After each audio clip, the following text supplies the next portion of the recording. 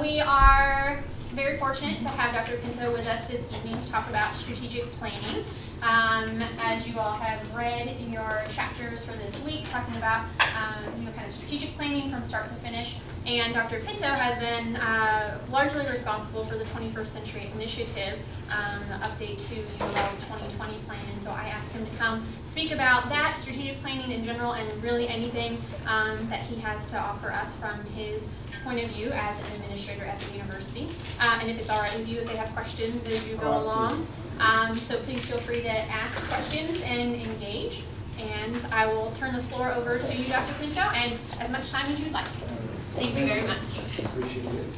Good evening, folks, and appreciate the opportunity to be here to speak to you today. So I had some thoughts that I wanted to share. But I do want to start by saying that you have the textbook, which I hadn't seen the cover of it, but it's very interesting, and I'm wondering what the connection is with bees and honeybees, but I'd love to know. But these are the experts. I mean, I'm not an expert. So what you're going to learn from me, or which I hope you will learn from me, is anecdotal experiences that I've had. And for what they're worth, they have guided my leadership at various stages of my career, and they have been useful, but they are very much anecdotal. And this is a graduate class. This is all about systematic study and research. So consider what I'm going to tell you today as a case study. And then you can critique and say, he did all that wrong, how did he survive, and all that stuff, okay? But I did read that chapter. Dr. Parton sent it to me. I did read that chapter. Mostly I'm in alignment with it, but I have some different thoughts on that I would like to describe to you. So what I thought I'd do is I'd structure this into 3 parts. I also, she sent me a lot of information. I appreciate it. It really helped me with thinking about what I wanted to say. So we have a lot of aspiring provosts, aspiring athletic directors, all kinds of leaders here in this class. And that's terrific. It was really great to see the diversity of interests that you have. And as you know, from your experiences as a student, or as for those of you that work here at the university, is incredible in its heterogeneity of opportunities and functions, right? So what I tell you is what comes from what I would describe as a purely academic path. That is not the only path through the university, but it's the only one that I know, right?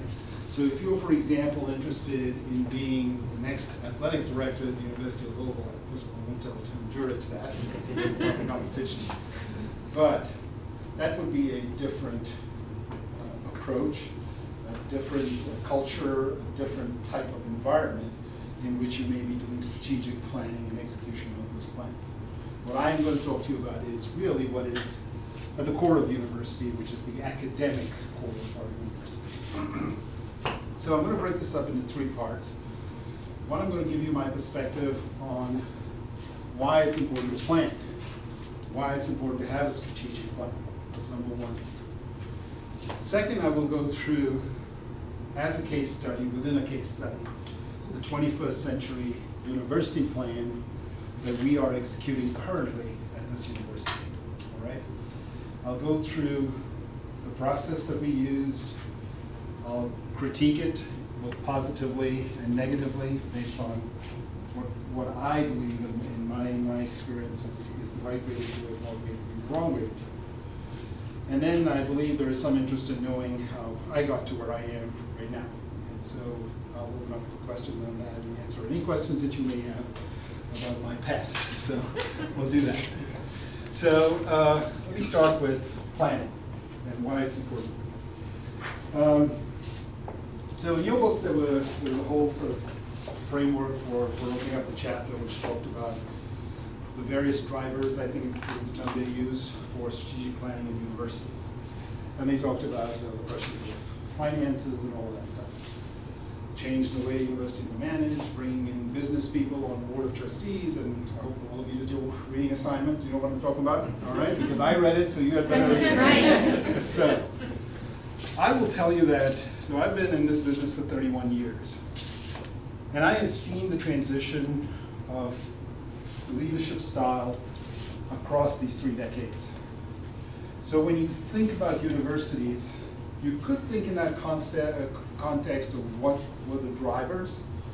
And really, for public universities, much of it was based on the fact that funding evaporated or was greatly diminished from the public coffers, and really much of it went to be financed by student tuition. All right, so that was the big shift. And that required us to be more efficient, etc. But I'll tell you, looking at it from my perspective now, regardless of what those external drivers are, you could not possibly be an effective leader if you didn't do strategic planning. So it's really, in my mind, those drivers weren't even relevant to anything that I would think about strategic planning. Because I think strategic planning is absolutely vital for successful leadership in any organization. And for a complex organization of this type, you just can't do anything effective without having a plan. Because there are so many units involved, there's so many people involved. If you don't have a focus, you can be sure that the unit for which you are responsible is not going to go anywhere. So I think it's vitally important in that respect. And then when you think about leadership, it's important for different reasons. When people think about strategic planning, they go, oh man. I think of it differently. I think of it as a leadership tool to energize, excite, set goals, set aspirations. It can charge up a unit for which you're responsible. And it can facilitate your responsibilities for leadership. It's about exciting people. It's the planning process is really equally valuable in what it does in establishing a framework or a blueprint for going forward, as it is in terms of the human dimension of getting people together to talk about possibilities, to think about what their particular organization can be, and to reconnect them actually to why they came here in the first place. When you are working in organizations, initially when you come with a great deal of excitement and you think, I'm going to do this and I'm going to do that, and you have a sense of professional satisfaction that motivates you. Unfortunately, in our organizations, those dissipate very quickly. And they go down to the daily sort of routine, right? You come in, oh man, I'm 10 minutes late today. That already says that you're thinking along a structure that says the start of the day and the end of the day, right? So what strategic plans do is they take you out of that sort of humdrum day, and they start to try to re-energize you as a group to think about who you want to be collectively. And to me, there's nothing more empowering when you start off as a leader that's doing that. That's why, actually, it's stated in your book, one of the sort of points at a university where you have new plans is when new leaders come in. All right, they're doing that not so much for the planning. They're doing that to get your attention and extend that excitement around their hire. Be it a department chair, be it a dean, be it a provost, be it a president. It doesn't make any difference what level you're at. But that is what, to me, is the primary driver for this. At least that's the way I've used it. Okay, I've used it, and I've used it effectively at multiple levels, and I can get into that level of detail later on. So one of the things is excitement. Second is focus. And when you think about focus, well, you always think about alignment of actual goals with resources and all that stuff, and everybody's thinking along the same lines. But there's so much more details of that word focus. Often when you have to make tough decisions, it's hard if you report to me and you're doing a terrific job, and you come to me with something that you need, and I'm your boss. I don't really have it to give you. It becomes hard to say no. Right? But when you have a focused plan that everybody understands, first of all, there'll be understanding on your part that it's unlikely that you're going to be able to deviate from that. If it's aligned with that plan, it'll be all right. If you come up with another idea that's out here, and it's a terrific idea, but there's no way to do it, a plan allows a focus in decision making. That's one aspect. So you see what I mean by focus. Focus has many sort of nuanced meanings. All right, so the focus is in day-to-day activities and implementation of decision and making of decisions, all of the things that you would think about. But as a leader, it helps you a whole lot. That roadmap means a whole lot. It says we have a roadmap, we've got to make a right here, a left there, and so on. And everybody understands that. That facilitates your path as you move the unit forward. Okay, so that's the level of focus that provides.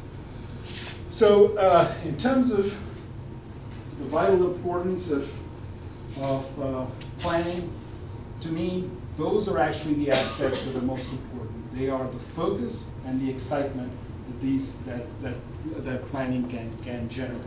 Let me just pull out my rough notes. I missed things that I wanted to talk about. It also provides sort of an opportunity for assessment.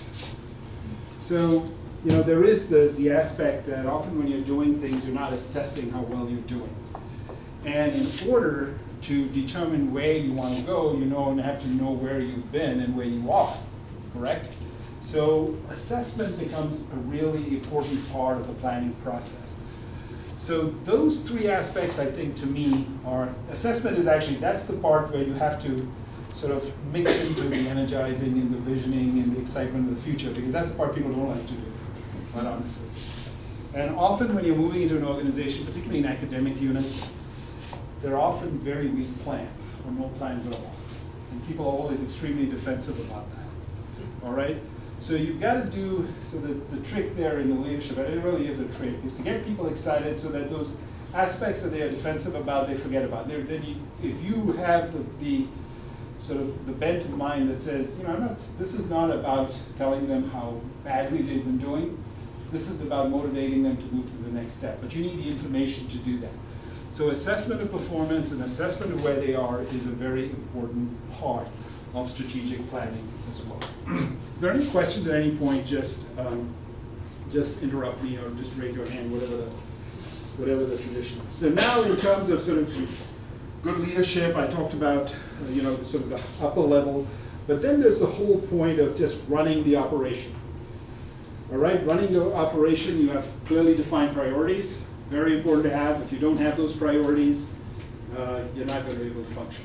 All right, so clearly defined priorities. Alignment of all of units. If you have multiple units reporting to you, as I do now, it's very important to have alignment of all those units into, in one direction. It becomes less important as you go down, sort of when you start in your career in leadership positions. For example, if you're heading a department, an academic department, it's a lot easier there to have alignment, because the alignment is individuals in the department, right?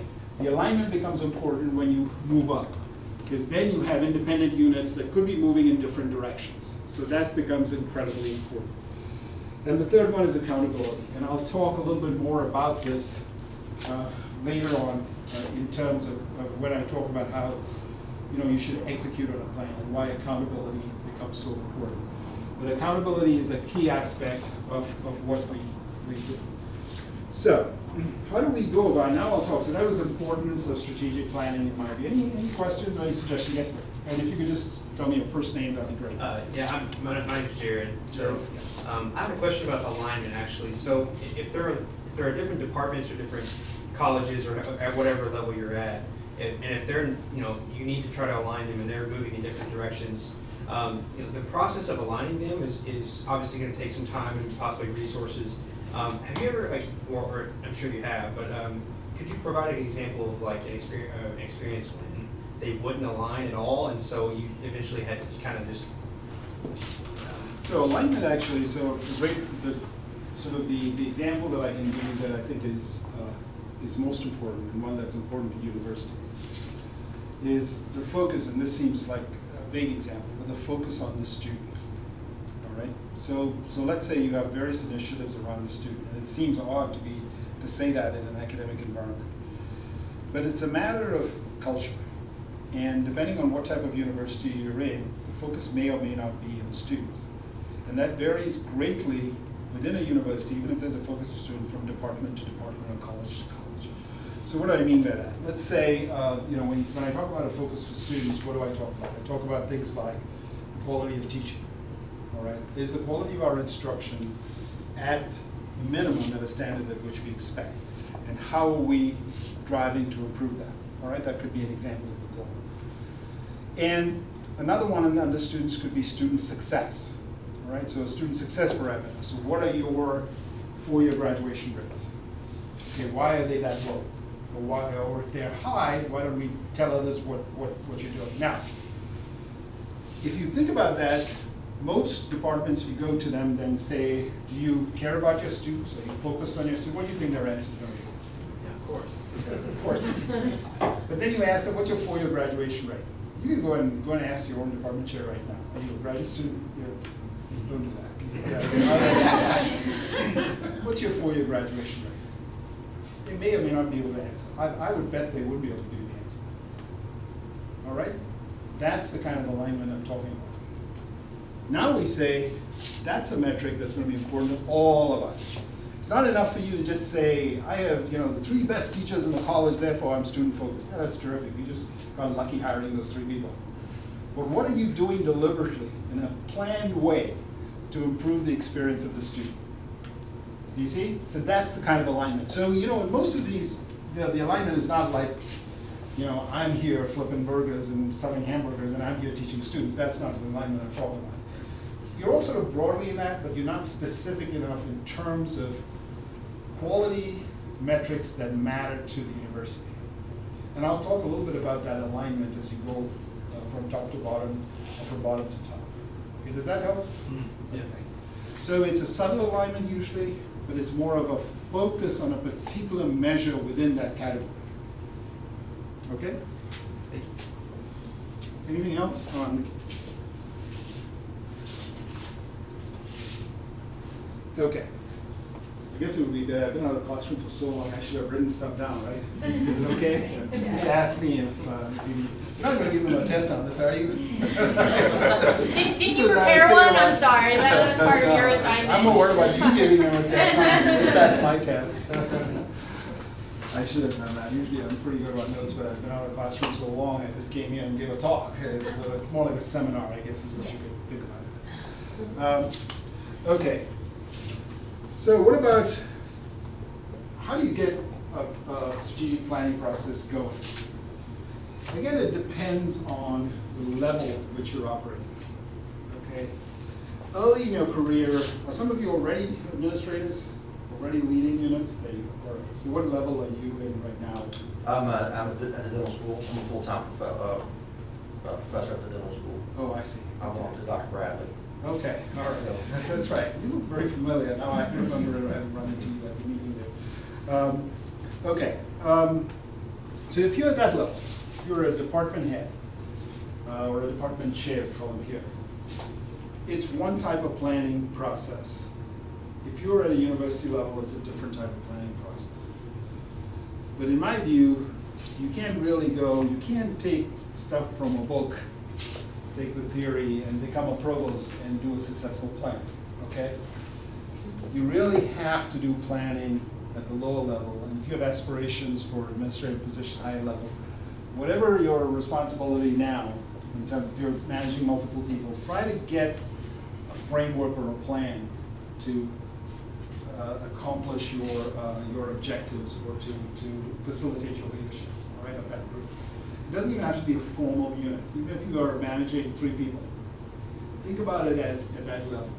I would highly recommend that because in my career, that's what was helpful. I started from the very bottom level and moved up. And I mean really bottom level. I was a department head at one time. But prior to that, I was a professor with a graduate group, okay? And this is more like a research group in a laboratory. I had a plan for that, right? I mean, it was not quite as formalized as I'd like to see them now, but I used to think about what it is I needed to do, who would be doing what, I would communicate that to them. That whole planning process has to become part of your DNA. I would think of the financing for it, how many proposals do I have to write that here to support 3 students, 6 students? Is funding running out? When should they be? I used to think about all that usually in the summer. And then I would have that and I would share it with my group, okay? So at whatever level you are, you don't have to have a formal, I didn't have anything, I was just a professor. So I didn't have any formal appointment, but that's how I thought about it. So I would recommend that you do it in started stages. But when you think about it, so in your book it says you've got to, I think they're talking more at institutional level type planning, right? At that level, you really need to have a group that helps you with the planning. I think, and you may disagree with me, I think at a department level, you probably don't, unless you have a really big department. Is your department a big department? 65. Okay, so now in that case, you would need one, all right? So it depends on the size of the department. But most academic departments generally range from about 10 to 20 or about 10 to 25. In units of that size, you typically do not require a planning committee. It'd be nice to have one, but you're going to get some pushback from folks because they've got things to do. They won't help you with it. You're going to have to use some staff members or something like that in an academic unit to help you with the planning aspects. But as you move up, certainly at the college level, you absolutely, or any unit of that size within the university or any other organization, you need a formal planning committee. It becomes incredibly important to do that. And you have to pick that committee very carefully. All right, you have to think about who's on that committee. They have to be respected people. They have to be thoughtful. They have to be experienced. And they have to have, and this is the hard part, they have to have a philosophy and a mindset and an aspirational set that matches with yours. Or else it ain't going anywhere, okay? So that's very important. So you actually have to test out, especially if you're new to an organization, you have to learn about the people, see how they think. Because typically what you want to do is, if you're planning, you want change. And you want to change the unit in a way that's going to make it better, right? A lot of people don't want change. They're comfortable with what they have and they want change. And sometimes that may be okay. But mostly if you're a leader and it's because you want to change something, you want to improve something, you want to make it better. So you have to have that mindset. And so that planning group becomes incredibly important because you as the leader of that, you should lead that strategic planning effort. Don't delegate it to someone else. That would be the first mistake, and it would be a fatal mistake. You do it yourself. The planning portion, you have to devote time, you have to do it yourself. But you have to do homework even before you meet that, even before you actually think about the process. But certainly you have to do a lot of homework before you meet that group for the first time, that planning group. Because they're going to sit there and they're going to look at you, and they're going to have no sort of idea of what has to be done. And that first meeting is vital. So you have to do homework. So if you're thinking about a traditional academic unit, you have to have a clear idea what you want to do with that unit. You want to take it from point A to point B. And you have to scope the environment to find out what is required to take it to that point. So for example, you would find out what your aspirational schools are, what your aspirational units are. You may visit them. You would read widely on the future opportunities and prospects for your programs. And then you would put all that information together. So you have to have a framework and a clear idea where you want to go. This is this whole concept of vision. And in our governance process, we always say it has to be a collective vision. It does. But if you expect 250 people in a college sitting in a room to suddenly come up with one collective vision, that's something, you're being really unrealistic. They need a vision that's about 90% complete, and then they'll give you the other 10%. You see what I'm saying? Because they're not going to read widely on that. They're not going to be educated, and this is another piece of advice I give you generally. You have to read and read and read and read and read some more in an area in which you have an interest, especially if you have an interest in leading in that area. It is one of the things I've always done in my life, and it's served me extremely well. I probably forget 80% of what I read, but it's amazing when you come up with a situation, some of that stuff comes back. I remember that, you remember it vaguely, and sometimes you have to go back, but you do remember that someone had a great idea. And then that idea starts to filter together with other ideas, and you get a whole concept that you can then push. Okay, so you've got to do a lot of homework before you start a planning process. That's my advice to you. And then you get the planning group together, as I said, a group of people who is well vetted, well experienced, and respected within the unit. And that then defines, then that group, you put that group together and they define the goals. Now you have to work collectively with them, because if you come as a leader, particularly in academic environment, you come as a dean or department chair and you say, I want this to the unit, then you can be sure that they're gonna push back no matter how good it is, all right? Because they feel like you're imposing it on them. So you've got to have some discussions with that group and convince them that that's the way to go. And sometimes it's always important to listen, because sometimes you're actually making mistakes. This is another thing that I will sort of share with you. One of the most important things to do as a leader is listen.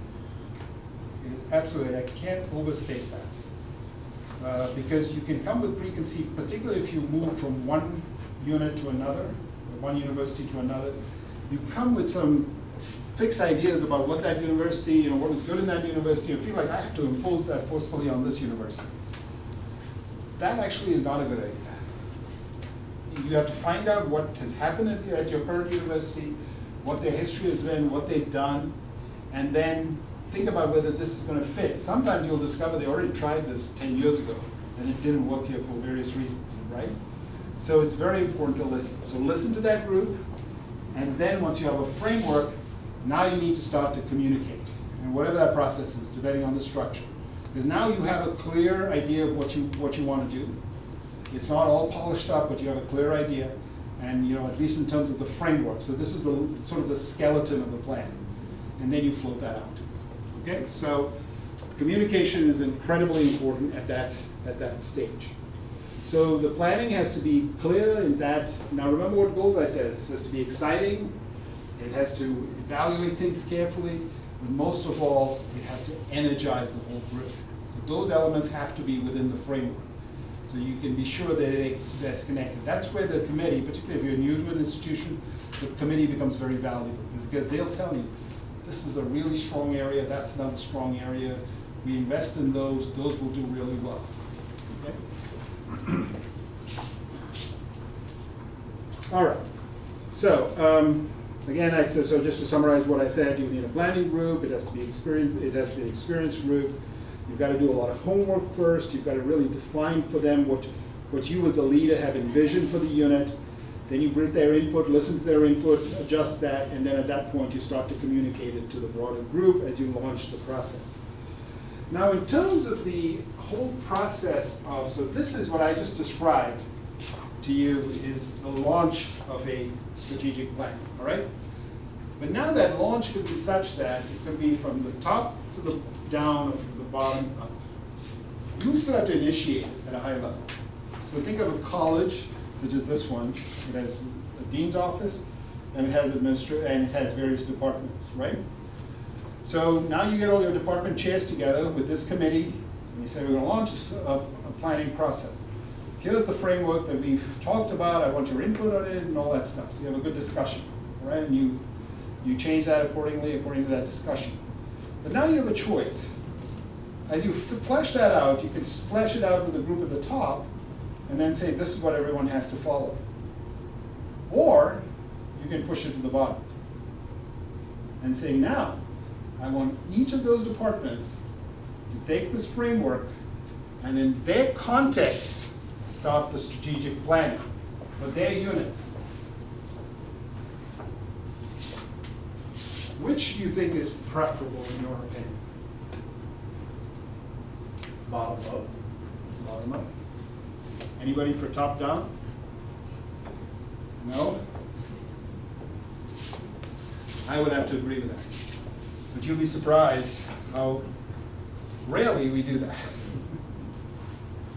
And that's where true stakeholder involvement can be implemented in a real way. Otherwise what happens, if you take it from the top to the bottom, you're actually forcing it down. You really what you're doing is you're communicating your ideas to them. But it's almost too late for you to change anything significantly at that point, okay? So that's the way to operate. And I did this here at the speed school when I first came. It was one of the smartest things that I ever did. Because that excitement factor that I talked about, suddenly every department felt empowered.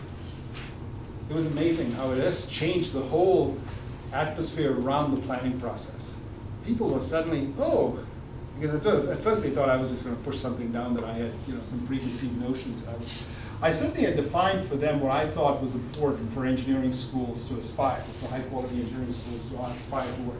I did that. So I did put my flavor on it. But now I said, I don't know enough about bioengineering or electrical engineering. You need to tell me what you need to do at that level in order to bring this, make this a living thing. And so I gave them the first semester that I was here. So we started early when I got here. I got here in September. And I gave them until January something to do their plan. Most of the units didn't have any plans at all.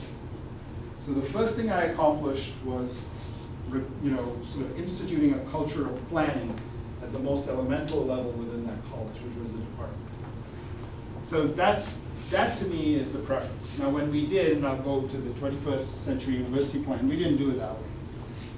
And I think that was a big mistake. And I'll explain to you how we paid for that in a way.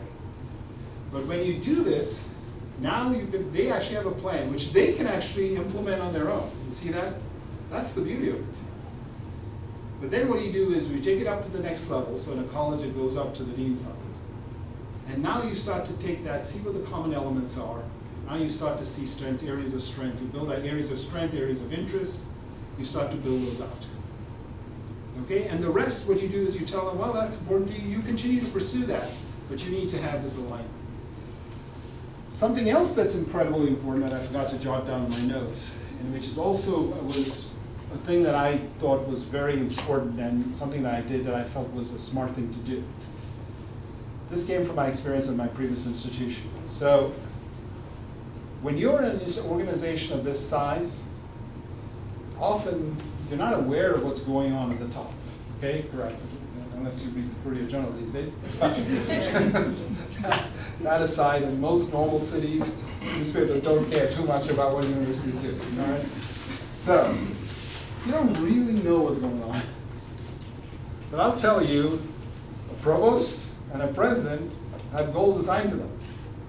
They're being evaluated just like everybody else in the chain. They care about how they're going to look at the end of the year. They have a plan.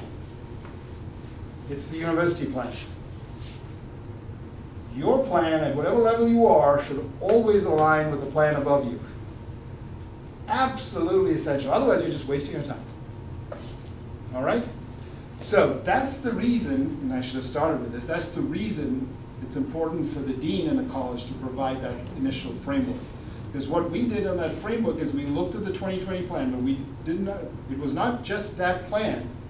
We also went to the state, because engineering can actually impact economic development. We went to the state, and from the Cabinet of Economic Development, we got their plan. And we made sure they knew we were getting their plan. So they knew we were in alignment with them.